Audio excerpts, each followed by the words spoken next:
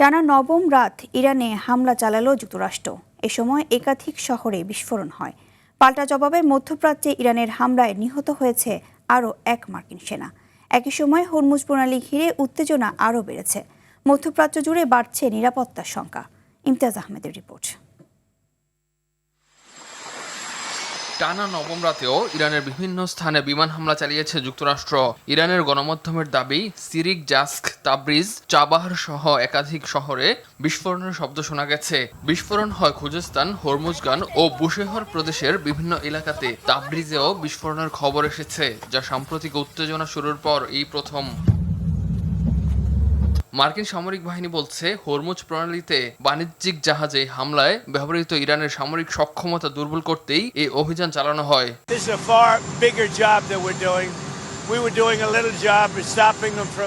এমন সব সম্ভাবনারই ইতি টানছি, যাতে কোনোভাবেই ইরান পারমাণবিক ক্ষেপণাস্ত্র তৈরি করতে না পারে। গত দেড় সপ্তাহের ঘটনাগুলো দেখলে বোঝা যায়, যুক্তরাষ্ট্র ইরানের সেই সক্ষমতা অর্জনের পথ বন্ধ করে দিয়েছে।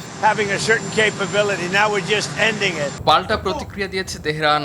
আবারও ড্রোন হুমকি মোকাবিলার দাবি করেছে কুয়েত। বাহরাইন ও জর্ডানেও সাইরেন বেজে ওঠে। 3টি ইরানি ক্ষেপণাস্ত্র ভূপাতিত করার কথা জানায় জর্ডান। ইরানি কর্মকর্তারা বলছেন, দেশের সার্বভৌমত্বের উপর যে কোনো হামলার জবাব দেওয়া হবে।